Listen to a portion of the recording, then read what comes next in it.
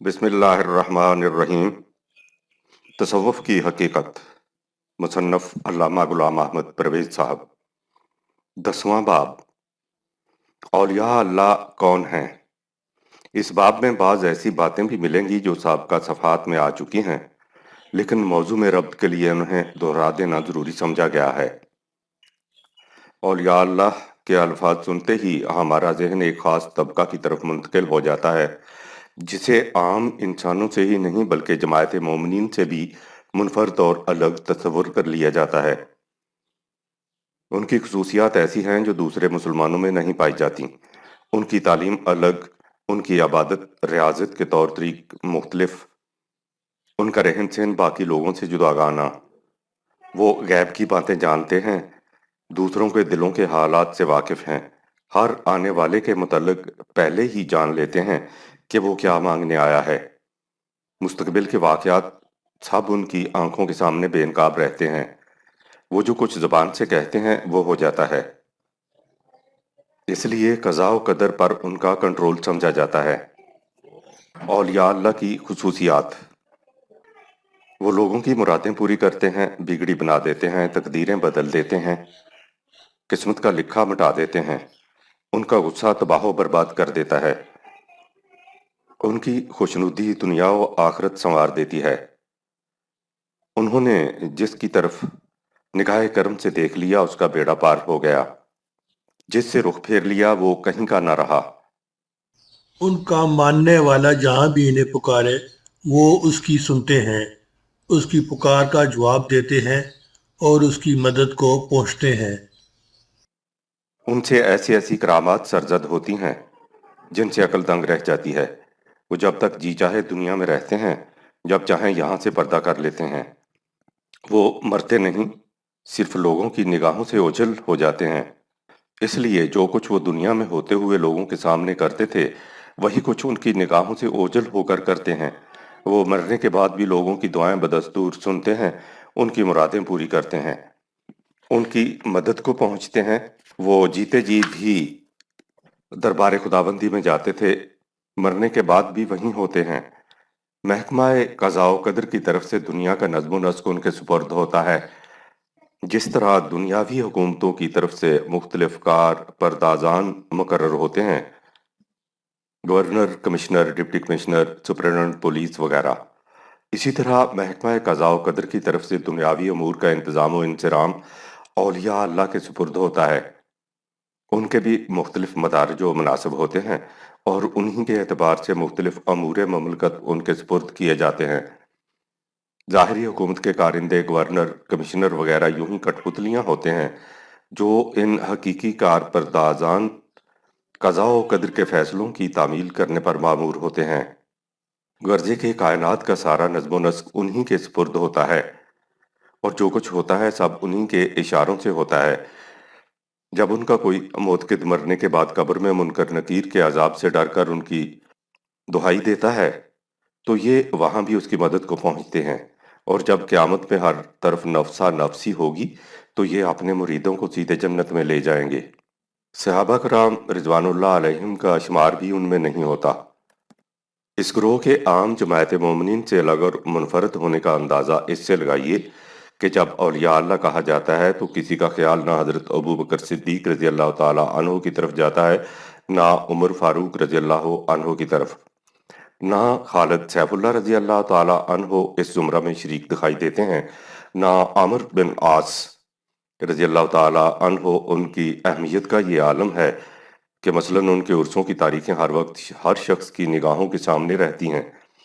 लेकिन अगर आप हज़रत अबू बकर सिद्दीक रज़ी अल्लाह ताला अन्हु की तारीख़ वफ़ात या हज़रत उमर रज़ी अल्लाह ताला अन्हु के सने शहादत के मुतालिक दरियाफ्त करें तो शायद 100 में से 10 मुसलमान भी ना बता सकें। उनके मज़ारात की अज़मत की ये कैफियत है कि एक कब्र पर लाखों रुपए की इमारत तामीर होंगी और हज़ारों रुपए के गुलाफ चढ़ेंगे, लेकिन उसका इल्म शायद 1% मुसलमानों को भी ना हो कि मसलन हज़रत उस्मान रज़ी अल्लाह ताला अन्हु कहाँ दफन हुए थे और उनके मज़ार की आज क्या हालत है। हज़रत सिद्दीक़ अकबर रज़ी अल्लाह ताला अन्हु और हज़रत उमर फारूक रज़ी अल्लाह ताला अन्हु की किसी करामत का जिक्र तक आपने कहीं से नहीं सुना होगा। لیکن سائیں بھورے شاہ اور کھونڈی شاہ کی کرامات کے چرچے ہر خاص و عام کی زبان پر ہوں گے۔ آپ نے کبھی کسی کو یہ کہتے نہیں سنا ہوگا کہ میں حضرت عمر رضی اللہ تعالی عنہ کی نیاز دے رہا ہوں۔ اس کے برعکس حضرت شاہ لکھی کی نیاز کی دیگوں کی آواز ہر تیسرے دن سنائی دے گی۔ اولیاء اللہ کے اس خاص گروہ کا تصور جو حالات تک ہی محدود نہیں، مسلمانوں کا بلند پایہ علمی طبقہ، خواہ وہ علوم شریعت کے حامل ہوں یا دنیاوی علوم کے ماہر، ان کی ان خصوصیات کا معترف اور ان کی جداگانہ ہستی کا قائل ہے۔ فرق صرف اتنا ہے کہ کوئی اس میں ذرا مبالغہ سے کام لیتا ہے، کوئی اعتدال پر رہتا ہے، لیکن اس جداگانہ گروہ کے قائل سب ہیں۔ سوال یہ ہے کہ کیا قرآن کریم بھی اس قسم کے کسی گروہ کا ذکر کرتا ہے اور ان کی وہ خصوصیات بتاتا ہے جن کی طرف اوپر اشارہ کیا گیا ہے؟ قرآن کریم میں ولی کا لفظ بھی آیا ہے اور اولیاء کا بھی، بلکہ اولیاء اللہ کا بھی۔ اس لیے سب سے پہلے یہ دیکھنا چاہیے کہ ان الفاظ کے معنی کیا ہیں اور قرآن مجید انہیں کن لوگوں کے لیے استعمال کرتا ہے۔ ولی کے معنی۔ الولیوں کے بنیادی معنی ہیں کسی کے قریب اور نزدیک ہونا۔ قرب کے اعتبار سے الولیو دوست اور مددگار کو کہتے ہیں۔ استولا علی الشیء کے معنی ہیں کسی چیز کو اپنے قبضہ قدرت میں لے لینا، کسی پر غالب آ جانا۔ اس اعتبار سے والن نگران، ناظم اور حاکم کو کہتے ہیں۔ نیز الولیو بھی نگران اور حاکم کو کہتے ہیں۔ واللہ کے متضاد معنی بھی آتے ہیں، یعنی کسی کی طرف رجوع کرنا بھی اور اس سے آراز برتنا بھی۔ تولا عنہ، اس سے آراز برتا۔ تولاہ، اس کی پیروی کی، اسے اختیار کیا۔ اس اعتبار سے الولیوں کے معنی اطاعت کرنے والا بھی ہوں گے۔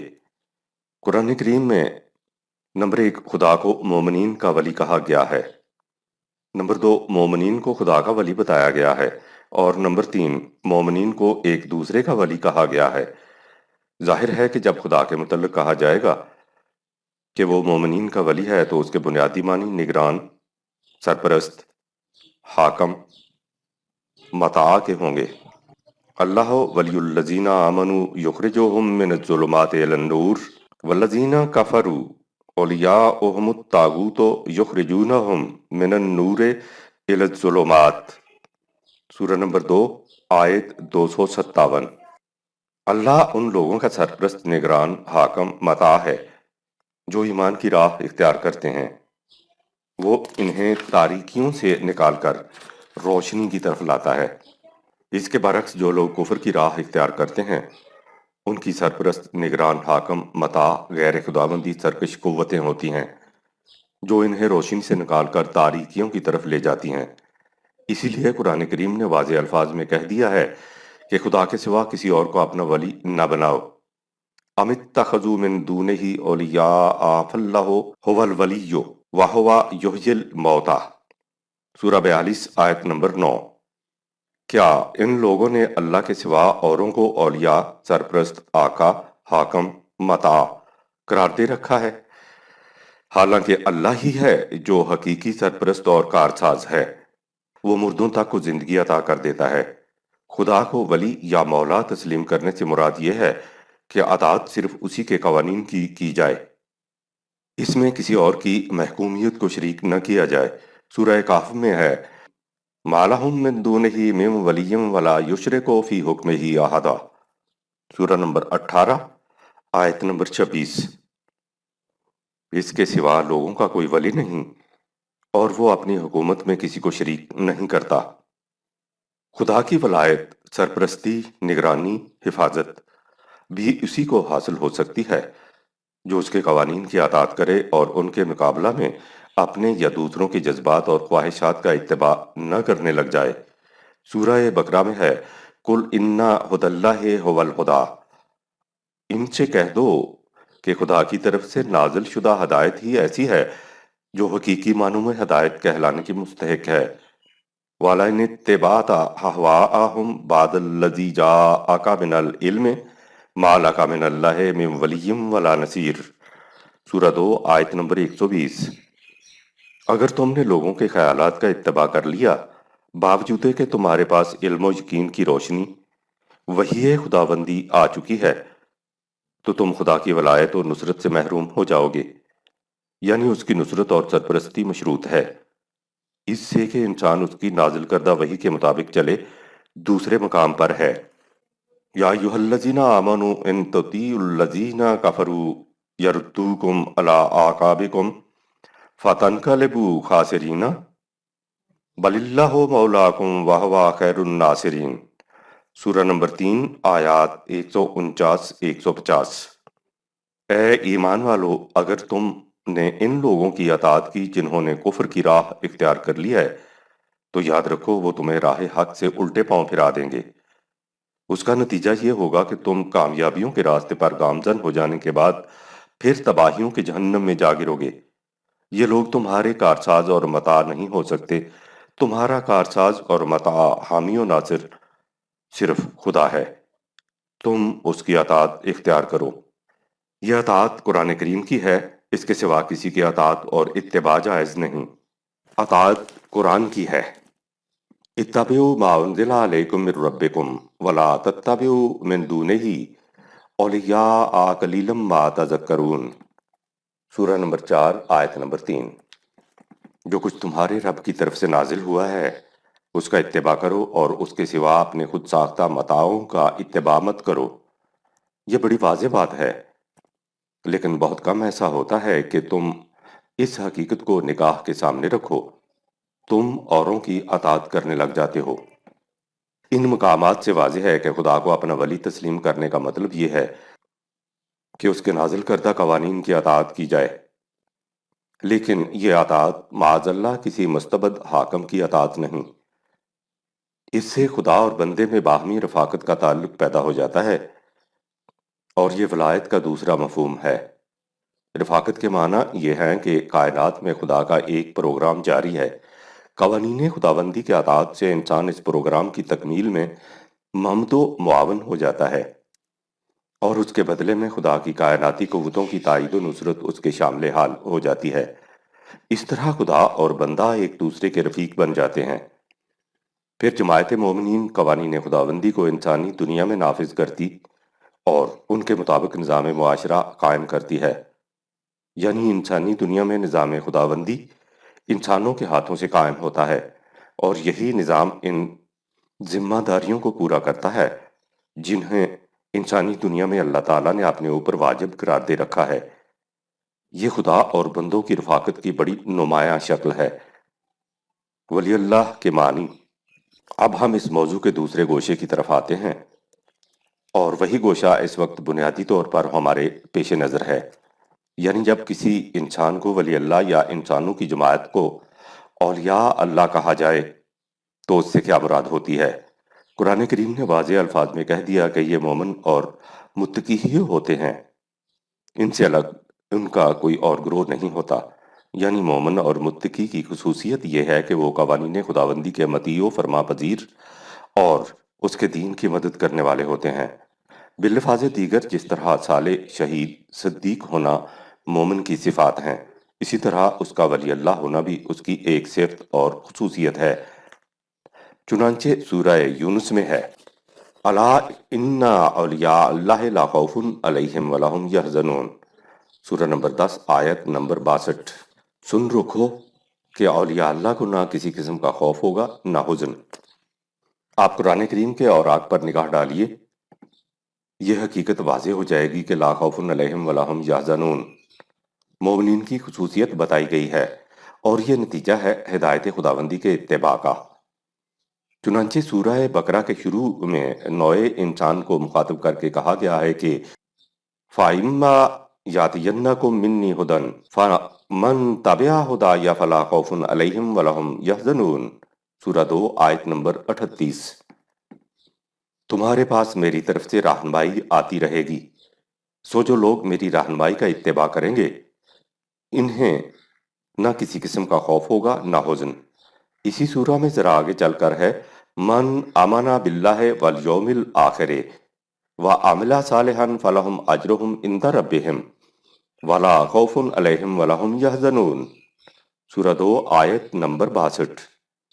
جو بھی اللہ اور آخرت پر ایمان لائے اور صلاحیت بخش کام کرے تو ان لوگوں کا اجر ان کے رب کے ہاں سے ملے گا، اور وہ اجر یہ ہے کہ انہیں نہ کسی قسم کا خوف ہوگا نہ حزن۔ اس سے بھی واضح ہے کہ لا خوف علیہم ولا ہم یحزنون کی خصوصیت مومنین کے کسی خاص گروہ کی نہیں، سارے مومنین کی صفت ہے۔ ان تصریحات کے بعد پھر سورہ یونس کی اس آیت کی طرف آئیے جسے اوپر درج کیا گیا ہے، اور دیکھیے کہ اس سے اگلی آیت نے کس طرح اس حقیقت کی وضاحت کر دی ہے کہ اولیاء اللہ مومنین سے الگ کوئی جماعت نہیں۔ جو آیت پہلے درج کی گئی ہے وہ یہ ہے، لا ان اولیاء اللہ لا خوف علیہم ولا ہم یحزنون۔ سن رکھو کہ اولیاء اللہ کو نہ کسی قسم کا خوف ہوگا نہ حزن۔ اس کے بعد ہے الذین آمنوا وکانوا یتقون، سورہ 10 آیت نمبر 63، یعنی ان لوگوں کو جو ایمان لائے اور انہوں نے قوانین خداوندی کی نگہداشت کی۔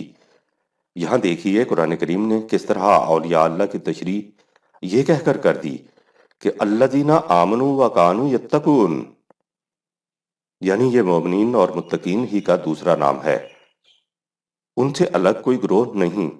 یہ بھی نہیں کہ مومنین اور متقین میں سے بعض اولیاء اللہ ہو جاتے ہیں اور باقی صرف مومن اور متقی رہتے ہیں۔ ہر تقوی شعار مومن ولی اللہ ہوتا ہے، یعنی خدا کا مطیع ہو، فرما بردار، اس کا رفیق۔ ہمارے ہاں اولیاء اللہ کی پہچان یہ ہوتی ہے کہ وہ فقر و فاقہ کی زندگی بسر کرتے ہیں، پھٹے پرانے کپڑے پہننے کو، ایک کمبل یا گدڑی اوڑھنے بچھونے کو، دنیا کی تمام لذات و حظائظ سے کنارہ کشی، ہر خوشگوار شے سے نفرت۔ ایک بہت بڑے ولی اللہ حضرت فضیل ابن ایاز کے الفاظ میں ان کا مسلک یہ ہوتا ہے کہ اگر دنیا اس کی تمام دلچسپیوں کے ساتھ مجھے دے دی جائے اور اس پر کسی محاسبہ کا اندیشہ بھی نہ ہو، تب بھی میں اسے ایسا ہی ناپاک سمجھوں گا جیسے تم مردار کو ناپاک سمجھتے ہو۔ دنیا اور آخرت کی خوشگواریاں۔ لیکن قرآن کہتا ہے کہ ان اولیاء اللہ یعنی مومنین متقین کی کیفیت یہ ہوتی ہے کہ لہم البشریٰ فی الحیات الدنیا وفی الآخرۃ، انہیں اس دنیا کی زندگی میں بھی ہر قسم کی خوشگواریاں اور مرفع الحالیاں حاصل ہوتی ہیں، اور اخروی زندگی میں بھی کامیابیاں اور کامرانیاں۔ اور یہ بات محض ہنگامی اور اتفاقی نہیں ہوتی، نہ ہی یہ کہ ان میں سے بعض کو حاصل ہوں اور دوسروں کو نہ ہوں۔ قرآن کہتا ہے کہ یہ خدا کا اٹل قانون ہے کہ ایسا ہوگا، لا تبدیل لکلمات اللہ، اور خدا کے قانون میں کبھی تبدیلی نہیں ہو سکتی، ایسا ہمیشہ ہوگا۔ اولیاء اللہ یعنی جماعت مومنین کی دنیاوی زندگی بھی خوشگواریوں کی ہوگی اور اخروی زندگی بھی هو الفوز العظیم، سورہ 10 آیت نمبر 64، اور یہ بہت بڑی کامیابی و کامرانی ہے۔ نزول ملائکہ۔ اولیاء اللہ کے متعلق یہ بھی سمجھا جاتا ہے کہ ملائے اعلیٰ کے ساتھ ان کا خاص تعلق ہوتا ہے، ان پر خدا کے فرشتے نازل ہوتے ہیں۔ قرآن کریم کہتا ہے کہ یہ بھی مومنین کے کسی خاص گروہ کی خصوصیت نہیں، تمام مومنین کے ساتھ ایسا ہوتا ہے۔ ان پر نزول ملائکہ ہوتا ہے جو انہیں اس دنیا کی زندگی اور اخروی زندگی میں خوشگواریوں کی بشارت دیتے ہیں۔ سورہ حامیم السجدہ میں ہے، ان الذین قالوا ربنا اللہ ثم استقاموا تتنزل علیہم الملائکۃ الا تخافوا ولا تحزنوا وابشروا بالجنۃ التی کنتم توعدون، سورہ نمبر 41 آیت 30۔ یقیناً وہ لوگ جنہوں نے کہہ دیا کہ ہمارا رب اللہ ہے اور پھر اپنے اس ایمان پر جم کر کھڑے ہو گئے، تو ان پر سکون و طمانینت کے حامل فرشتے نازل ہوتے ہیں جو ان سے کہتے ہیں کہ مت خوف کھاؤ، غمگین نہ ہو، اور اس جنت کی بشارتیں سنو جس کا تم سے وعدہ کیا گیا ہے۔ وہ ان سے کہتے ہیں کہ نحن اولیاؤکم فی الحیات الدنیا وفی الآخرۃ ولکم فیہا ما تشتہی انفسکم ولکم فیہا ما تدعون، سورہ 41 آیت نمبر 31۔ ہم اس دنیا کی زندگی میں بھی تمہارے رفیق اور دوست ہیں، اور آخرت کی زندگی میں بھی۔ تمہارے لیے اس دنیا کی زندگی میں بھی وہ سب کچھ ہوگا جس کی تمہیں آرزو ہوگی، اور اخروی زندگی میں بھی تمہیں یہاں بھی وہ سب کچھ ملے گا جو تم مانگو گے، اور اس زندگی میں بھی۔ اس سے ظاہر ہے کہ ایمان اور استقامت کا لازمی نتیجہ نزول ملائکہ ہے، اور یہ کسی خاص گروہ کی خصوصیت نہیں۔ یہ پوری کی پوری جماعت مومنین کے لیے ہے، اور اس کا نتیجہ یہ ہے کہ انہیں اس دنیا میں بھی وہ سب کچھ ملتا ہے جس کی وہ خواہش کرتے ہیں، اور آخرت میں بھی ایسا ہی ہوگا۔ مومن جو مانگے اسے ملتا ہے، اس دنیا میں بھی اور اس دنیا میں بھی، اس لیے کہ وہ مانگتا ہی وہ کچھ ہے جو قوانین خداوندی کے مطابق مل سکتا ہے۔ وَمَا تَشَاءُونَ إِلَّا أَن يَشَاءَ اللَّهُ، سورہ 76 آیت نمبر 30۔ ظاہر ہے کہ جب جماعت مومنین کو ان کے ایمان و عمل صالح کے نتیجہ میں استخلاف فی الارض حاصل ہو جائے گا تو ان کی ہر مانگ پوری کیوں نہیں ہوگی۔ واضح رہے کہ ان کی یہ مانگ کسی مافوق الفطرت طریقہ سے پوری نہیں ہوتی، فطرت کے قاعدوں کے مطابق پوری ہوتی ہے۔ وہ تسخیر فطرت کرتے اور فطرت کی مسخر کردہ قوتوں کو قوانین خداوندی کے مطابق صرف کرتے ہیں۔ اس طرح ان کی ہر مانگ پوری ہوتی جاتی ہے۔ یہی نزول ملائکہ ہے۔ اشیاء فطرت کی تسخیر سے انہیں اس زندگی میں ہر قسم کی خوشگواریاں حاصل ہوتی ہیں، اور چونکہ وہ ان قوتوں کی تقسیم قوانین خداوندی کے مطابق تمام نوع انسان کی مرفع الحالی کے لیے کرتے ہیں، اس لیے ان کی اخروی زندگی بھی کامرانیوں اور سرفرازیوں کی زندگی ہوتی ہے۔ علامہ اقبال کے الفاظ میں، کمال ترک نہیں آب و گل سے مہجوری، کمال ترک ہے تسخیر خاکی و نوری۔ موت کی تمنا کرنے والے۔ قرآن کریم کی روح سے مومن کی زندگی کا مقصود مستقل اقدار کی حفاظت ہوتا ہے۔ جب کبھی ایسا ہو کہ مستقل اقدار اور اس کے ذاتی رجحان یا مفاد میں ٹائی پڑ جائے تو وہ اپنے ذاتی رجحان یا مفاد کو مستقل قدر پر قربان کر دیتا ہے، حتیٰ کہ اگر ایسا وقت آ جائے کہ اسے کسی بلند مستقل قدر کے تحفظ کی خاطر جان دینی پڑ جائے تو وہ بلا تعمل جان بھی دے دیتا ہے۔ قرآن کریم نے اسے دعویٰ ایمان کی صداقت کا ٹیسٹ قرار دیا ہے۔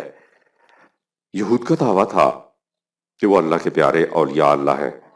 ان سے کہا گیا کہ ان زعمتم انکم اولیاء للہ من دون الناس فتمنوا الموت ان کنتم صادقین، سورہ 62 آیت نمبر 6۔ اگر تم سمجھتے ہو کہ دوسرے لوگ نہیں، صرف تم ہی اللہ کے دوست ہو، تو اگر تم اپنے اس دعویٰ میں سچے ہو تو موت کی آرزو کر کے دکھاؤ۔ واضح رہے کہ موت کی تمنا سے مراد وہ نفس کشی نہیں جو ہمارے ہاں اولیاء اللہ کی نشانی بتائی جاتی ہے۔ نفس کشی کا تصور ہی غیر قرآنی ہے، اور عیسائی رہبانیت ہندوؤں کے یوگ اور بدھوں کے نروان سے لیا گیا ہے۔ قرآن کی روح سے موت کی تمنا سے مراد قتال فی سبیل اللہ، خدا کی راہ میں جنگ کرنا، اور اس طرح دین کی محافظت کے لیے کفن بدوش اور سر بکف دشمن کے مقابلہ کے لیے میدان میں نکل آنا۔ یقاتلون فی سبیل اللہ فیقتلون و یقتلون، سورہ نمبر 9 آیت نمبر 111۔ وہ خدا کی راہ میں جنگ کرتے ہیں، پھر یا تو فاتح و منصور واپس آتے ہیں یا میدان جنگ میں جان دے دیتے ہیں۔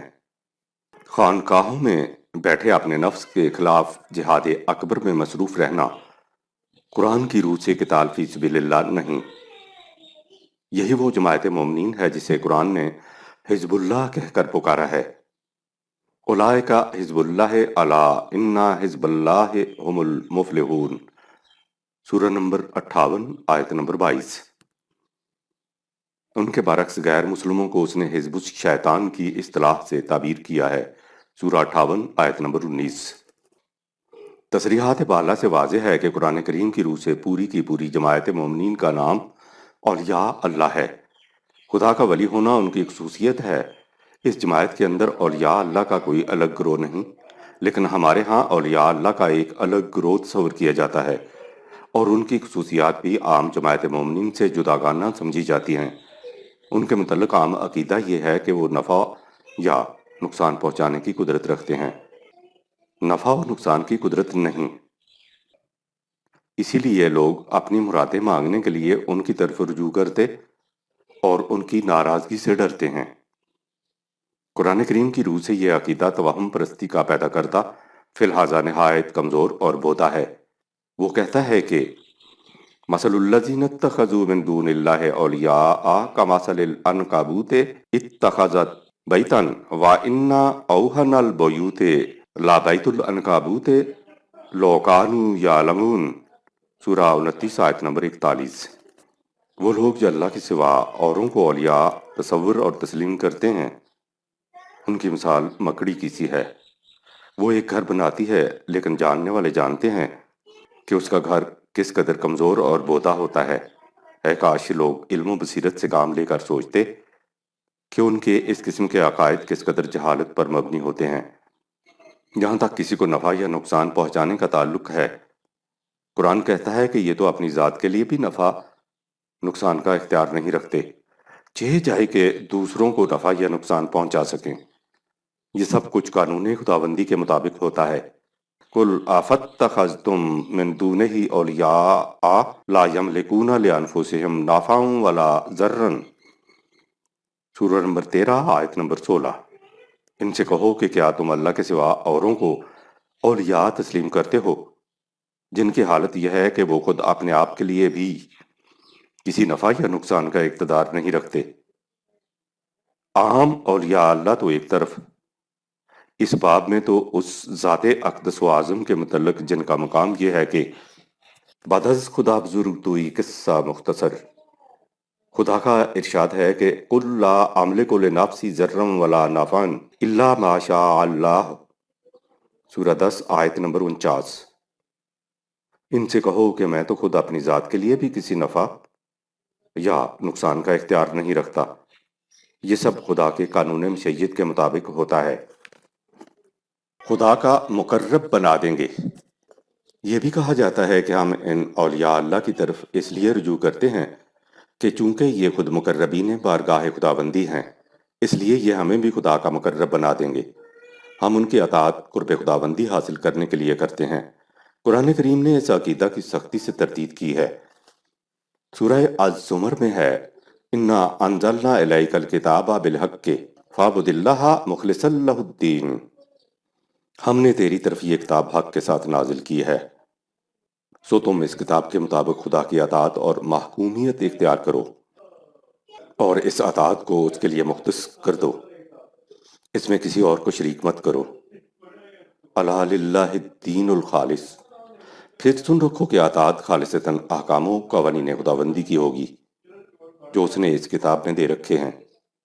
والذین اتخذوا من دونہ اولیاء ما نعبدہم الا لیقربونا الی اللہ زلفیٰ، جو لوگ خدا کے سوا اوروں کو اولیاء تسلیم کر لیتے ہیں، وہ کہتے ہیں کہ ہم ان کی اطاعت اس لیے کرتے ہیں کہ یہ ہمیں خدا کا مقرب بنا دیں گے۔ ان اللہ یحکم بینہم فیما ہم فیہ یختلفون، اللہ ان کی ان باتوں کا ابھی فیصلہ کرتا ہے جن میں یہ دین کی اصل و حقیقت سے اختلاف کرتے ہیں، اور وہ فیصلہ یہ ہے کہ ان اللہ لا یہدی من ہوا کاذب کفار، سورہ 39 آیات 2-3۔ جو جھوٹا اور نا شکر گزار ہے، خدا اسے کبھی منزل مقصود تک نہیں پہنچاتا۔ یاد رکھو من یہد اللہ فہو المہتدی، صحیح راستے پر وہی ہے جو خدا کے بتائے ہوئے راستے پر چلتا ہے۔ وَمَن یضلل فلن تجد لہ ولیا مرشدا، سورہ 18 آیت نمبر 17۔ اور جو اس کی رہنمائی کو چھوڑ کر اور راہیں اختیار کر لے تو اس کا نہ کوئی ولی ہو سکتا ہے نہ مرشد۔ مرشد صحیح راستہ دکھانے والا، اور ولی جس کی اطاعت کی جائے صرف خدا کی ذات ہے، اور اس کی اطاعت اس کتاب کے ذریعے کی جاتی ہے جسے اس نے انسانوں کی رہنمائی کے لیے نازل کیا ہے۔ یہ وسیلہ ہے۔ اس ضمن میں یہ بھی کہا جاتا ہے کہ اولیاء اللہ خدا تک پہنچنے یا ہماری دعاؤں کو خدا تک پہنچانے کا وسیلہ ذریعہ ہیں، اور ہم اسی مقصد کے لیے ان کی طرف رجوع کرتے ہیں۔ اس عقیدہ کی تائید میں سورہ مائدہ کی یہ آیت پیش کر دی جاتی ہے، یا ایھا الذین آمنوا اتقوا اللہ وابتغوا الیہ الوسیلۃ وجاہدوا فی سبیلہ لعلکم تفلحون، سورہ 5 آیت نمبر 35۔ اس کا سیدھا سادہ سا ترجمہ یہ ہے، اے ایمان والو، تم اللہ کا تقوی اختیار کرو اور اس کی طرف وسیلہ طلب کرو اور اس کی راہ میں جہاد کرو تاکہ تم کامیاب ہو جاؤ۔ اس لفظ وسیلہ سے پیر پرستی کی دلیل لائی جاتی ہے اور پھر اس پر اشخاص پرستی کی وہ عظیم عمارت قائم کر دی جاتی ہے جسے ڈھانے اور مٹانے کے لیے قرآن آیا تھا اور جو نبی اکرم صلی اللہ علیہ وسلم کی بعثت کا مقصد تھا۔ وَيَضَعُ عَنْهُمْ إِصْرَهُمْ وَالْأَغْلَالَ الَّتِي كَانَتْ عَلَيْهِمْ، سورہ 7 آیت نمبر 157۔ یہ رسول ان بوجھل سلوں کو تمہارے سروں سے اتار دے گا جن کے نیچے تم دبے چلے آ رہے ہو، اور ان زنجیروں کو کاٹ کر الگ کر دے گا جن میں تمہاری آزادی جکڑی ہوئی ہے۔ یہ بوجھل سلیں اور زنجیریں شخصیت پرستی کی تھیں جن سے آزادی دلانے کے لیے حضور صلی اللہ علیہ وسلم کو مبعوث کیا گیا تھا۔ عربی زبان میں لفظ وسیلہ کے معنی ذریعہ ہی نہیں بلکہ مرتبہ، درجہ، قرب، منصب، منزلت بھی ہیں۔ آیت کا مطلب یہ ہے کہ تم قوانین خداوندی کی نگہداشت کرو اور خدا کے ہاں بلند مرتبہ، درجہ، قرب، منزلت طلب کرو۔ اس کا طریقہ یہ ہے کہ تم اللہ کے راستے میں پوری جد و جہد کرتے رہو، اس سے تم ان مقاصد کے حصول میں کامیاب ہو جاؤ گے۔ یہ مفہوم کہ تقوی سے خدا کے ہاں درجہ اور منزلت حاصل ہو جاتی ہے قرآن کے متعدد مقامات سے واضح ہے۔ مثلا اِنَّا أَكْرَمَكُمْ عِندَ اللَّهِ أَتْقَاكُمْ، سورہ 49 آیت نمبر 13۔ خدا کے ہاں تم میں سب سے زیادہ واجب العزت وہ ہے جو سب سے زیادہ تقوی شعار ہے۔ اور اگر وسیلہ کے معنی ذریعہ لیے جائیں تو بھی مطلب واضح ہے کہ تم تقوی اور جہاد کے ذریعے خدا کے ہاں قدر و منزلت طلب کرو۔ خدا اور انسان کا براہ راست تعلق۔ قرآن خدا اور انسان کا براہ راست تعلق قائم کرتا ہے اور یہ تعلق اس کی کتاب کے ذریعے قائم ہوتا ہے، یعنی خدا اور بندوں میں تعلق کا واسطہ اس کی کتاب ہے جس کے مطابق عمل کرنے سے انسان خدا کا عبد بن جاتا ہے۔ خدا اور انسان کے درمیان دوسرے انسانوں کے ذریعہ بننے کا تصور غیر قرآنی ہے، اسی لیے اس نے واضح الفاظ میں کہہ دیا کہ اِذَا سَأَلَكَ عِبَادِي أَنِّي فَإِنِّي قَرِيبٌ، جب اے رسول تجھ سے میرے بندے میرے متعلق دریافت کریں تو ان سے کہہ دو کہ میں ان سے قریب ہوں، اتنا قریب کہ اجیب الدعوۃ الداعی اذا دعان، میں ہر اس شخص کی پکار کا جو مجھے پکارتا ہے جواب دیتا ہوں۔ لیکن اس کے لیے شرط یہ ہے کہ فَلْيَسْتَجِیبُوا لِی وَلْیُؤْمِنُوا بِی لَعَلَّهُمْ یَرْشُدُونَ، سورہ نمبر 2 آیت 186۔ انہیں چاہیے کہ میری فرمان برداری اختیار کریں، مجھ پر ایمان رکھیں تاکہ انہیں رشد و ہدایت مل جائے۔ بات کس قدر صاف ہے، جو شخص قوانین خداوندی کی صداقت پر ایمان رکھتا ہے اور ان کی اطاعت کرتا ہے اسے وہ مقصد حاصل ہو جاتا ہے جس کے لیے لوگ مرشد تلاش کرتے رہتے ہیں۔ قرآن کی تعلیم کا نقطہ ماسکہ یہ سمجھیے کہ وہ خدا اور بندے کے درمیان کسی طاقت کو حائل نہیں ہونے دیتا، نہ سیاست میں حکمران کی طاقت کو، نہ رزق کے معاملہ میں سرمایہ دار کی طاقت کو، نہ مذہب میں پیشوائیت کی طاقت کو۔ اسلام میں مذہب اور سیاست الگ الگ عناصر ہی نہیں، اور نہ خدا اور بندے کے تعلق کے لیے پیرانے طریقت کی طاقت کو۔ اس کی کتاب کے ذریعے ہر شخص کا خدا سے براہ راست تعلق قائم ہو جاتا ہے اور اس کی اطاعت اس نظام کے ذریعہ ہوتی ہے جو اس مقصد کے لیے باہمی مشاورت سے متشکل کیا جاتا ہے۔ خدا نے اپنی کتاب قرآن مجید کو کلام اللہ کہا ہے، اس لیے جب کوئی شخص قرآن کی تلاوت کرتا ہے تو خدا اس کے ساتھ کلام کر رہا ہوتا ہے۔ ختم نبوت کے بعد خدا سے ہم کلام ہونے کا کوئی اور ذریعہ نہیں، اور یا اللہ کے اغل تصور کی روح سے خدا اور انسان کے درمیان اس کے خاص بندوں کی کڑی کو کس قدر لا ینفک سمجھا جاتا ہے، اس کا اندازہ اس حقائق سے لگائیے جو خانقاہیت کے تعلیم گاہوں میں سب سے پہلے ذہن نشین کرائی جاتی ہے، یا فرید یا فرید۔ حکایت یہ ہے کہ حضرت بابا فرید دریا کے اس پار رہتے تھے اور ان کی خانقاہ دریا کے اس پار۔ وہ ہر صبح گھر سے نکلتے، آگے آگے آپ، پیچھے پیچھے آپ کا ایک مرید۔ دریا کے کنارے پہنچتے تو کسی پل یا کشتی کے بغیر پانی پر سیدھے چلتے ہوئے اس پار پہنچ جاتے۔ اسی طرح شام کو واپس آ جاتے۔ مرید سے انہوں نے کہہ رکھا تھا کہ پانی پر چلتے وقت یا فرید پکارتے رہا کرو۔ اس طرح برسوں گزر گئے۔ ایک دن پانی پر چلتے مرید نے سنا کہ خود بابا صاحب بھی کچھ الفاظ دہرا رہے ہیں۔ اس نے کان لگا کر سنا تو وہ کہہ رہے تھے یا اللہ یا اللہ۔ مرید نے دل میں سوچا کہ میں بھی یا فرید کے بجائے یا اللہ ہی کیوں نہ کہوں۔ اس نے یوں ہی یا اللہ کہا، دھڑام سے پانی میں گر گیا اور لگا گوتے کھانے۔ بابا صاحب نے اسے سنبھالا اور کنارے پر آ کر پوچھا کہ آج کیا ہوا تھا۔ اس نے ڈرتے کانپتے بات بتائی تو آپ نے فرمایا کہ تم نے کبھی اللہ کو دیکھا ہے؟ تمہاری اس سے براہ راست کوئی راہ و رسم ہے؟ اس نے کہا نہیں۔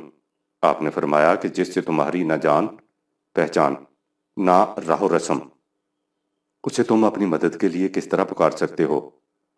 فرید کی خدا سے راہ و رسم ہے، اس لیے وہ اسے پکارتا ہے۔ تمہاری فرید سے راہ و رسم ہے، تم اسے پکارو۔ جس دن تمہاری راہ و رسم خدا سے براہ راست ہو جائے گی تم بھی اسے پکار لینا۔ یہ اور اس قسم کی حکایات سے شروع ہی سے یہ چیزیں مریدوں کے ذہن نشین کرا دی جاتی ہیں کہ خدا کے مقرب بندے اولیاء اللہ خدا اور انسانوں کے درمیان لا ینفک کڑی ہوتے ہیں۔ تم خدا سے براہ راست اپنا رشتہ جوڑ ہی نہیں سکتے۔ یہ رشتہ مرشد کی وساطت سے جڑ سکتا ہے۔ مرشدوں کے ساتھ یہ رشتہ ان کی زندگی تک ہی محدود نہیں سمجھا جاتا ہے، ان کی وفات کے بعد بھی ان سے بدستور قائم رہتا ہے۔ اس لیے کہ اولیاء اللہ کے متعلق عقیدہ یہ ہے کہ وہ مرنے کے بعد بھی اسی طرح حاضر و ناظر رہتے ہیں، جس طرح وہ زندگی میں سب کی سنتے ہیں، سب کچھ دیکھتے ہیں، مانگنے والوں کی مرادیں پوری کرتے ہیں، خدا کے ہاں ان کی سفارش کرتے ہیں۔ مردے ہماری سن نہیں سکتے، حالانکہ مردوں کے متعلق قرآن کریم واضح الفاظ میں کہتا ہے وَمَنْ أَضَلُّ مِمَّنْ يَدْعُو مِن دُونِ اللَّهِ مَن لَّا يَسْتَجِيبُ لَهُ إِلَىٰ يَوْمِ الْقِيَامَةِ وَهُمْ عَن دُعَائِهِمْ غَافِلُونَ۔ اور اس سے بڑھ کر گمراہ اور کون ہے جو اللہ کو چھوڑ کر اسے پکارتا ہے جو قیامت تک اس کی پکار کا جواب نہیں دے سکتا۔ جواب دینا تو ایک طرف وہ ان کی پکار سے یکسر بے خبر ہوتے ہیں، انہیں اس کا بھی علم نہیں ہوتا کہ انہیں کون پکار رہا ہے۔ وَإِذَا حُشِرَ النَّاسُ كَانُوا لَهُمْ أَعْدَاءً وَكَانُوا بِعِبَادَتِهِمْ كَافِرِينَ۔ سورہ نمبر 46 آیات 5-6۔ اور جب لوگوں کو اکٹھا کیا جائے گا تو یہ اپنے ان پکارنے والوں کے دشمن ہوں گے اور ان کی پرستش سے یکسر انکار کر دیں گے۔ یہ آیت واضح طور پر بتا رہی ہے کہ یہاں کفار کے بتوں کا یا ان کے دیگر معبودان باطل کا ذکر نہیں، ذکر خدا کے ان نیک بندوں کا ہے جنہیں لوگ ان کی وفات کے بعد اپنی مرادوں کے لیے پکارتے ہیں۔ ان کا ان عقیدت مندوں کے اس قسم کے عقائد اور حرکات سے بری الذمہ ہونے کا اظہار ان کے خدا کے مخلص بندے ہونے کی شہادت ہے۔ ان کے متعلق قرآن کہتا ہے کہ وہ اپنے پکارنے والوں کی پکار کو سن ہی نہیں سکتے۔ حقیقت یہ ہے کہ قرآن کریم کی روح سے مرنے والوں کا اس دنیا سے کوئی تعلق نہیں رہتا، ان کا تعلق اس دنیا سے پیدا ہو جاتا ہے۔ یہی وجہ ہے کہ قرآن مجید نے کہا ہے کہ ان تدعوہم لا یسمعوا دعاءکم، اگر تم انہیں پکارو تو وہ تمہاری پکار کو سنتے ہی نہیں۔ وَلَوْ سَمِعُوا مَا اسْتَجَابُوا لَكُمْ، اور اگر بفرض محال وہ تمہاری پکار کو سن بھی لیتے تو وہ اس کا جواب نہیں دے سکتے تھے۔ وَيَوْمَ الْقِيَامَةِ يَكْفُرُونَ بِشِرْكِكُمْ وَلَا يُنَبِّئُكَ مِثْلُ خَبِيرٍ۔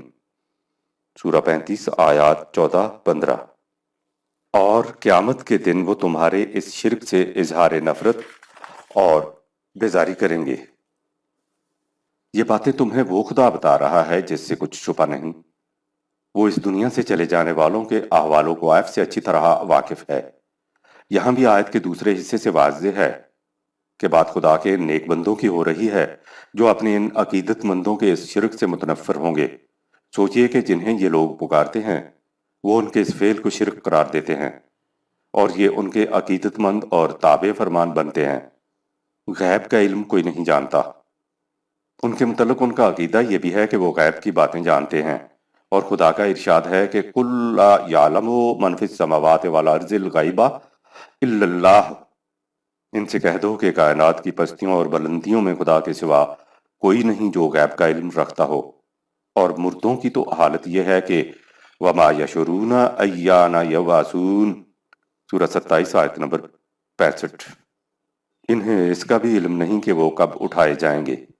کہہ دیتے ہیں کہ یہ آیات عام مردوں کے متعلق ہیں، شہیدوں سے متعلق نہیں۔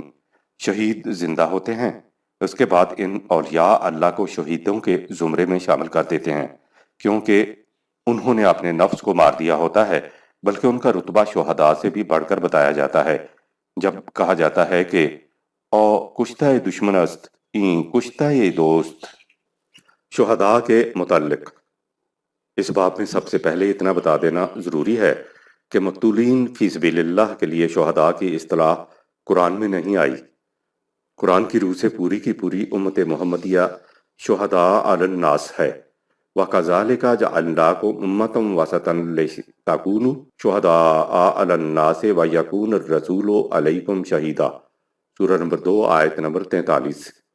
اس طرح ہم نے تمہیں ایک بین الاقوامی امت بنایا ہے تاکہ تم تمام نوع انسان کے اعمال کی نگرانی کر سکو اور رسول تمہارے اعمال کی نگرانی کرے۔ نمبر 2، قرآن کریم میں مقتولین فی سبیل اللہ کے متعلق ہے وَلَا تَقُولُوا لِمَن يُقْتَلُ فِي سَبِيلِ اللَّهِ أَمْوَاتٌ بَلْ أَحْيَاءٌ وَلَكِنْ لَا تَشْعُرُونَ، سورہ 2 آیت نمبر 154۔ جو اللہ کی راہ میں قتل ہو جاتے ہیں انہیں مردہ مت کہو، وہ زندہ ہیں، لیکن تم اپنے شعور کی موجودہ سطح پر ان کی زندگی کی حقیقت کو نہیں سمجھ سکتے۔ دوسری جگہ ہے وَلَا تَحْسَبَنَّ الَّذِينَ قُتِلُوا فِي سَبِيلِ اللَّهِ أَمْوَاتًا بَلْ أَحْيَاءٌ عِندَ رَبِّهِمْ يُرْزَقُونَ، سورہ نمبر 3 آیت نمبر 168۔ جو لوگ اللہ کی راہ میں قتل کر دیے جائیں انہیں مردہ مت خیال کرو، وہ اپنے اللہ کے ہاں زندہ ہیں اور رزق پاتے ہیں۔ مقتولین فی سبیل اللہ کی یہ زندگی کس قسم کی ہے اس کے متعلق بعد میں ذکر کیا جائے گا۔ اس ضمن میں پہلے دو ایک باتوں کا سمجھ لینا ضروری ہے۔ نمبر 1، مقتولین فی سبیل اللہ کے جو خصوصی مراتب ہیں وہ انہی تک محدود نہیں جو میدان جنگ میں جان دے دیں، وہ ان سب کے لیے ہیں جو اللہ کی راہ میں جان دینے کے لیے تیار ہوں۔ مثلا رسول اللہ صلی اللہ علیہ وسلم اور حضور کے صحابہ رضوان اللہ علیہم ان تمام لڑائیوں میں شریک ہوئے جو فی سبیل اللہ لڑی گئیں۔ ان میں سے بعض صحابہ میدان جنگ میں مقتول ہو گئے اور بعض فاتح و منصور زندہ واپس آ گئے۔ خود حضور صلی اللہ علیہ وسلم اور بہت سے صحابہ رضوان اللہ علیہم اس طرح مقتول نہ ہوئے بلکہ زندہ رہے۔ اگر ان خصوصی مراتب کو مقتولین تک محدود سمجھ لیا جائے تو اس کا مطلب یہ ہوگا کہ دیگر مجاہدین جو میدان جنگ میں مقتول نہیں ہوئے اور خود رسول اللہ صلی اللہ علیہ وسلم ان مراتب سے محروم رہ گئے۔ یہ کیسے ہو سکتا ہے؟ یہ محض اتفاقی امر تھا کہ ان مجاہدین میں سے بعض میدان جنگ میں مقتول ہو گئے اور باقی زندہ واپس آ گئے۔ قرآن کریم نے اس کی تصریح کر دی ہے کہ ان مراتب میں یہ سب شریک ہیں۔ سورہ آل عمران میں ہے وَلَئِن قُتِلْتُمْ فِي سَبِيلِ اللَّهِ أَوْ مُتُّمْ لَمَغْفِرَةٌ مِّنَ اللَّهِ وَرَحْمَةٌ خَيْرٌ مِّمَّا يَجْمَعُونَ، سورہ 3 آیت نمبر 156۔ اور اگر تم اللہ کی راہ میں قتل کیے جاؤ یا مر جاؤ تو تم اللہ کی مغفرت اور رحمت کے مستحق ہو گئے، اور یہ متاع عظیم ہر اس چیز سے بہتر ہے جسے لوگ جمع کرتے ہیں۔ اس سے واضح ہے کہ خدا کی راہ میں جان دے دینے کا تہیہ کرنے والے اور اس کے لیے ہر وقت تیار رہنے والے، خواہ مقتول ہوں یا ویسے ہی فوت ہو جائیں، ان کے مراتب یکساں ہوں گے۔ دوسری جگہ ہے وَمَن يُقَاتِلْ فِي سَبِيلِ اللَّهِ فَيُقْتَلْ أَوْ يَغْلِبْ فَسَوْفَ نُؤْتِيهِ أَجْرًا عَظِيمًا، سورہ نمبر 4 آیت نمبر 74۔ جو اللہ کی راہ میں جنگ کرے تو اس کے بعد وہ قتل ہو جائے یا دشمن پر غالب آ جائے تو ہم اسے بہت بڑا اجر دیں گے۔ اسی حقیقت کو سورہ توبہ میں ان الفاظ میں دہرایا گیا ہے یقاتلون فی سبیل اللہ فیقتلون ویقتلون، سورہ نمبر 9 آیت 111۔ وہ مومنین اللہ کی راہ میں جنگ کرتے ہیں وہ دشمنوں کو قتل کرتے ہیں اور قتل ہو بھی جاتے ہیں، لہٰذا ان مراتب کے لیے میدان جنگ میں قتل شہید ہو جانا ہی شرط نہیں، لیکن اسے اچھی طرح سمجھ رکھنا چاہیے کہ اس شہادت سے مراد چلوں اور مراقبوں کی نفس کشی نہیں۔ بے یہ خیال بھی صحیح نہیں کہ مقتولین فی سبیل اللہ پر طبعی موت، فزیکل ڈیتھ وارد ہی نہیں ہوتی، طبعی موت ہر ذی حیات کے لیے ہے۔ کلو نفس ذائقۃ الموت، سورہ 3 آیت نمبر 174۔ ہر ذی حیات کو موت کا مزہ چکھنا ہے، یہ خدا کا کلی قانون ہے جس میں کسی کی استثناء نہیں، حتیٰ کہ خود نبی اکرم صلی اللہ علیہ وسلم کے متعلق ارشاد ہے کہ انک میت و انہم میتون، سورہ 39 آیت نمبر 30۔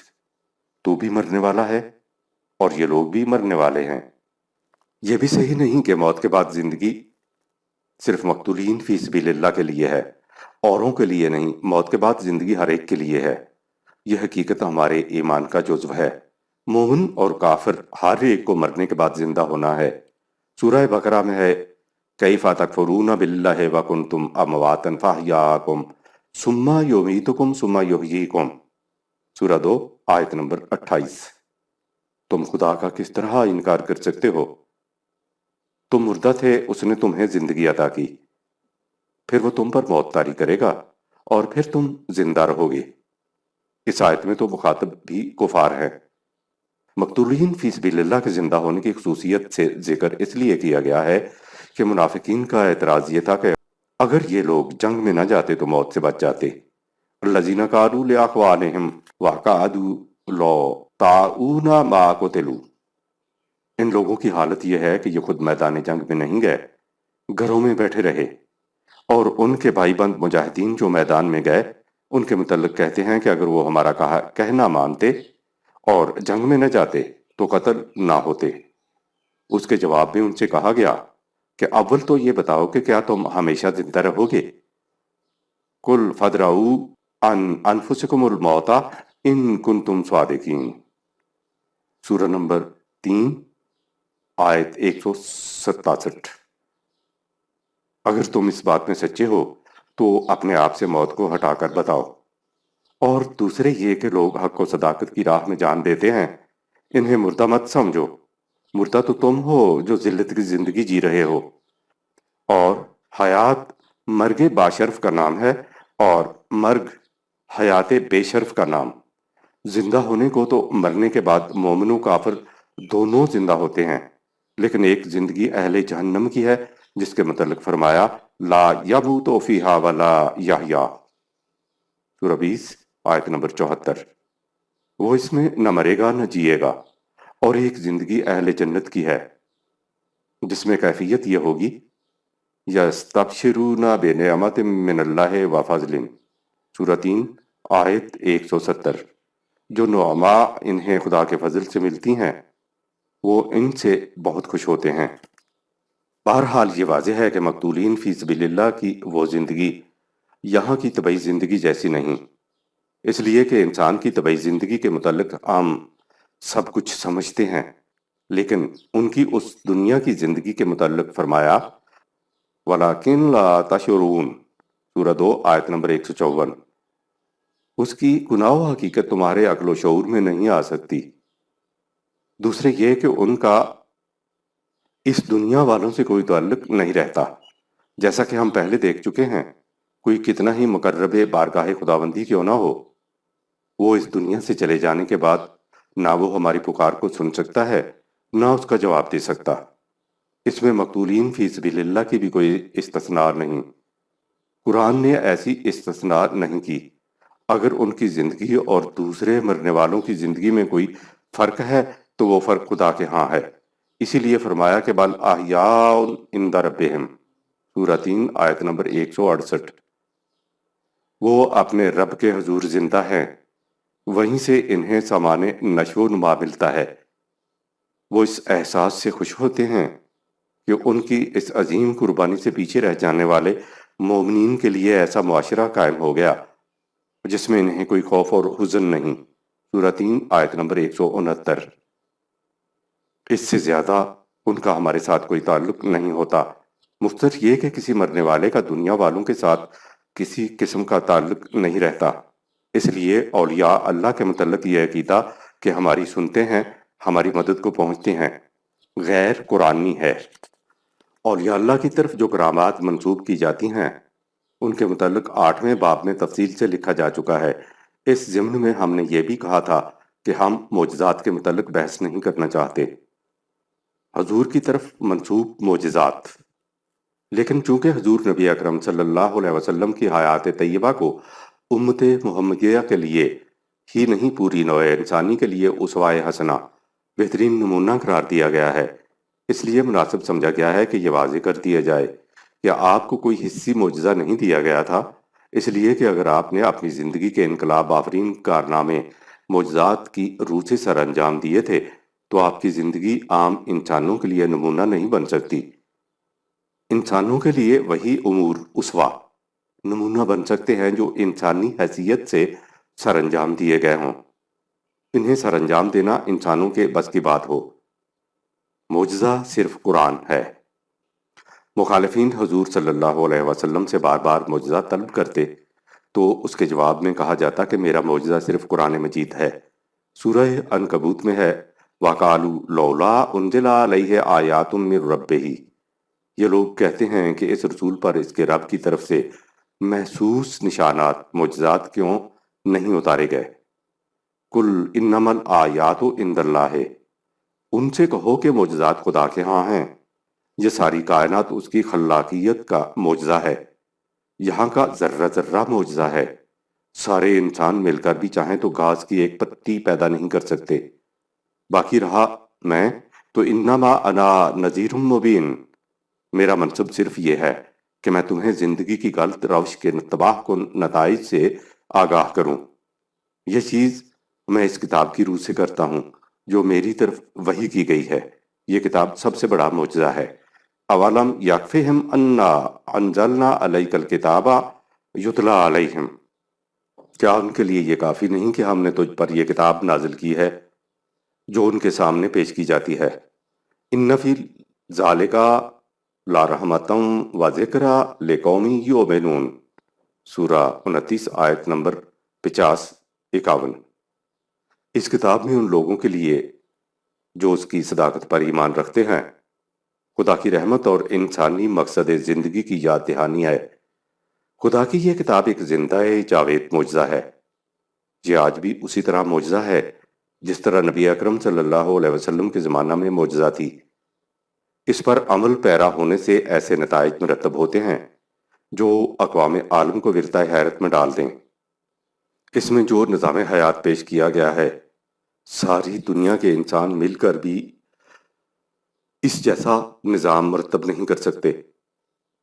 مخالفین کو چیلنج دیا جاتا ہے کہ تم اس قرآن کی مثل کوئی کتاب مرتب کر کے دکھاؤ، پوری کتاب نہیں تو چند ایک آیات ہی صحیح۔ حضور کی طرف سے بار بار اس چیلنج کو دہرایا گیا لیکن ان میں سے کسی نے بھی اسے قبول نہ کیا، حالانکہ ان سے کہا گیا تھا کہ اس کے لیے تم سب کے سب مل کر بھی کوشش کر کے دیکھ لو اور جی چاہے تو اپنے ساتھ اور لوگوں کو بھی ملا لو۔ وہ اس چیلنج کو قبول کرنے سے عاجز آ گئے، اسی کو معجزہ کہا جاتا ہے۔ قرآن کا یہ چیلنج انہی مخاطبین تک محدود نہیں تھا، قیامت تک کھلا ہے، لیکن اس 1400 سال کے عرصہ میں بھی کسی نے اسے قبول نہیں کیا۔ سورج گہن کا واقعہ۔ ضمناً حضور صلی اللہ علیہ وسلم کی زندگی میں ایک واقعہ ایسا سرزد ہوا جسے ان لوگوں نے آپ کا معجزہ سمجھ لیا۔ روایات میں ہے کہ آپ کے ایک صاحبزادہ کا چھوٹی سی عمر میں انتقال ہوا تو اتفاق سے اس دن سورج کو گرہن لگ گیا۔ وہ تو پھر بھی زمانہ جاہلیت تھا، اگر اس قسم کا واقعہ کہیں آج بھی سرزد ہو جائے تو دیکھیے کہ لوگ کس طرح اس شخص کی پرستش نہیں شروع کر دیتے۔ وہ لوگ گروہ در گروہ حضور صلی اللہ علیہ وسلم کے پاس آئے اور بیک زبان کہا کہ ہم گواہی دیتے ہیں کہ آپ خدا کے سچے رسول ہیں۔ اس کے جواب میں حضور صلی اللہ علیہ وسلم نے فرمایا کہ یہ بات میرے لیے موجب ہزار مسرت ہے کہ تم لوگ حقیقت کے قائل ہو گئے ہو، لیکن میں معلوم کرنا چاہتا ہوں کہ یہ ہوا کس طرح سے ہے۔ کل شام تک تو تم میری اس قدر مخالفت کرتے تھے، آج تمہارے اندر اتنا بڑا انقلاب کیسے واقع ہو گیا؟ انہوں نے کہا کہ آپ کے رسول ہونے کا اس سے بڑا ثبوت اور کون سا ہو سکتا ہے کہ آپ کے غم میں سورج نے بھی ماتمی لباس پہن لیا ہے۔ غور فرمائیے کہ یہ مقام کتنی بڑی آزمائش کا تھا۔ فریبکار نہ بھی صحیح، اگر کوئی نیک نیت ذرا سا غلط اندیش ہوتا تو ان کے اس جواب پر خاموشی اختیار کر لیتا اور اپنے آپ کو یہ جھوٹا اطمینان دے لیتا کہ میری خاموشی سے اتنی بڑی قوم ہلکا بہوش اسلام ہو جاتی ہے، تو ایسا کیوں نہ ہونے دیا جائے۔ جب یہ قوم اسلام قبول کر لے گی تو رفتہ رفتہ ان کی ذہنی تربیت بھی ہو جائے گی۔ لیکن حضور صلی اللہ علیہ وسلم حسن کردار کے جس بلند مقام پر فائز تھے، اس کی روح سے آپ نے اس سے ذرا بھی فائدہ نہ اٹھانا چاہا اور ان سے واضح الفاظ میں کہہ دیا کہ اگر آپ لوگوں کے اسلام لانے کی وجہ یہ ہے تو یہ تمہاری غلط نگاہی ہے۔ سورج اور چاند کو گہن خدا کے مقرر کردہ قانون کے مطابق لگتا ہے، کسی کی موت اور حیات کا اس سے کوئی تعلق نہیں۔ ایسا سمجھنا جہالت ہے، اور جو ایمان پر بنائے جہالت لایا جائے اسے ایمان کہا ہی نہیں جا سکتا۔ کرامات کو قرب الہی کی دلیل قرار دینے والے ذرا اس واقعہ پر غور فرمائیں، اور دوسری طرف وہ لوگ بھی جو دروغ مصلحت آمیز بے از راستی فتنہ انگیز کو زندگی کا اصول قرار دے کر ایسے مقامات پر یا تو خاموشی اختیار کر لیتے ہیں اور یا گول مول بات کر کے ان کے فریب خوردگی کو پختہ کر دیتے ہیں اور اپنے اس مسلک کو اسلام کی عظیم خدمت قرار دیتے ہیں۔ حقیقت یہ ہے کہ اگر حق کے لیے کوئی باطل ذریعہ اختیار کیا جائے، خواہ وہ کتنی ہی نیک نیتی سے کیوں نہ ہو، تو حق حق نہیں رہتا، باطل ہو جاتا ہے۔ قرآن مجید ذریعہ اور مقصد میں کوئی فرق نہیں کرتا۔ یہ جو عام طور پر کہا جاتا ہے اور بڑے فخر سے کہا جاتا ہے کہ ان صوفیاء کرام نے اپنی کرامات کے ذریعے شدومت سے اسلام پھیلایا اور ہزاروں لاکھوں کافروں کو مسلمان بنا دیا، وہ غور کریں کہ سیرت نبی اکرم صلی اللہ علیہ وسلم سے متعلق مندرجہ بالا واقعہ کی روشنی میں اس دلیل کی حیثیت کیا رہ جاتی ہے۔ اول تو یہی دعویٰ محتاج تحقیق ہے کہ ان حضرات نے واقعی اسلام پھیلایا اور کافروں کو مسلمان کیا، اور اگر یہ صحیح ہے تو معاف فرمائیے، ان حضرات نے جس قسم کا اسلام پھیلایا اس کا اندازہ ہم مسلمانوں کے اسلام سے لگایا جا سکتا ہے، جو ان کے لائے ہوئے اسلام کے وارث ہیں۔ یہی اسلام تو ہے جو صحیح اسلام کے راستے میں پہاڑ بن کر کھڑا ہے۔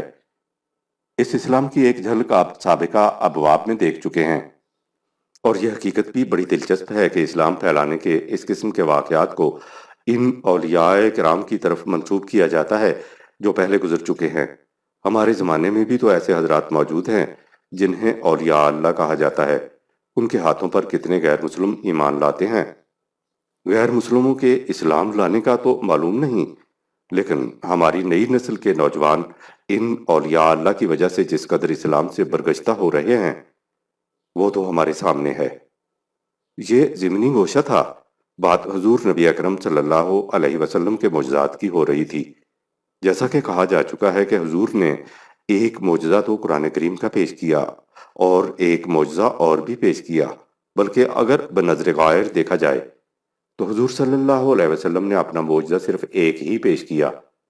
قرآن کریم تو خدا کی کتاب تھی جس میں حضور صلی اللہ علیہ وسلم کی کوشش و کاوش یا فکر و خیال کا کوئی دخل نہیں تھا، اس لیے قرآن کریم حضور کا معجزہ نہیں تھا بلکہ خدا کا نازل کردہ معجزہ تھا۔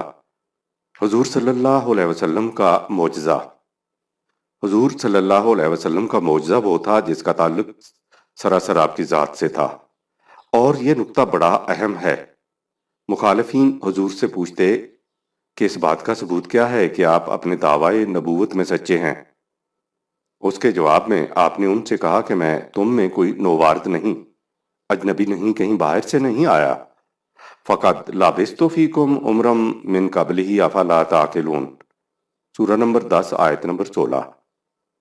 میں نے اپنے اس دعویٰ سے پہلے ساری عمر تمہارے اندر بسر کی ہے، ذرا عقل و فکر سے کام لو اور بتاؤ کہ اس قسم کی زندگی جھوٹے کی ہوتی ہے یا سچے کی۔ اگر تمہاری شہادت یہ ہے کہ اس قسم کی زندگی سچے انسان کی ہوتی ہے تو یہ کیسے ممکن ہے کہ وہ شبہ شب اتنا بڑا جھوٹ بولنے لگ جائے؟ حضور صلی اللہ علیہ وسلم نے اپنے دعویٰ کی صداقت کی شہادت میں اپنی سابقہ زندگی یعنی زمانہ قبل از نبوت کی زندگی کو پیش فرمایا اور کسی شخص نے اس کے خلاف انگلی تک نہ اٹھائی۔ یہ تھا حضور صلی اللہ علیہ وسلم کا وہ معجزہ جس کا اعتراف حضور کے شدید ترین مخالفین کو بھی کرنا پڑا، اور یہی تھی حضور صلی اللہ علیہ وسلم کی وہ عظمت کردار جس کی شہادت خود خدا نے یہ کہہ کر دی کہ وَإِنَّكَ لَعَلَىٰ خُلُقٍ عَظِيمٍ، سورہ 68 آیت نمبر 4۔ یقیناً آپ عظمت کردار کے بلند ترین مقام پر فائز ہیں۔ قرآن کریم میں حضور صلی اللہ علیہ وسلم کی روحانی قوتوں کا کوئی ذکر نہیں، اخلاق و کردار کی بلندی ہی کا ذکر آیا ہے، اور اسی کو نوع انسانی کے لیے اسوہ حسنہ قرار دیا ہے، جب کہا کہ لَقَدْ كَانَ لَكُمْ فِي رَسُولِ اللَّهِ أُسْوَةٌ حَسَنَةٌ، سورہ 33 آیت نمبر 21۔ اور اسی اسوہ حسنہ کی متبع تھی وہ جماعت مومنین جس نے اپنی پاکیزگی کردار اور مجاہدانہ سعی و عمل سے چند سال کے عرصے میں انسانی دنیا میں ایسا عظیم انقلاب برپا کر دیا جسے ساری دنیا آج تک معجزہ قرار دیتی چلی آ رہی ہے۔ یہی تھے وہ مجاہدین جنہیں صحیح معنوں میں اولیاء اللہ کہا جا سکتا ہے، وہ جن کے ان انقلاب آفرین کارناموں کی بنا پر ساری کائنات میں یہ نشید جاں فضا گونج اٹھی تھی کہ هو الذی یصلی علیکم وملائکتہ لیخرجکم من الظلمات الی النور، سورہ 33 آیت نمبر 43۔ اللہ اور اس کے ملائکہ تم پر تحسین و آفرین کے پھول نچاور کرتے ہیں تاکہ وہ تمہیں غلط نظام زندگی کی تاریکیوں سے نکال کر اقتدار خداوندی کی درخشندہ اور تابناک فضاؤں میں لے آئے۔ رضی اللہ عنہم ورضوا عنہ۔ یہ حضرات نہ تصوف کے لفظ تک سے آشنا تھے، نہ روحانیت کی اصطلاح تک سے واقف، نہ ان سے نام نہاد کرامات سرزد ہوتی تھیں، اور نہ ہی وہ لوگوں کو تعویذ گنڈے دیتے تھے۔ ان کے ایمان اور اعمال حسنہ کا ایک ہی نتیجہ تھا جسے قرآن نے استخلاف فی الارض سے تعبیر کیا۔ تفصیل اس کی آئندہ باب میں ملے گی۔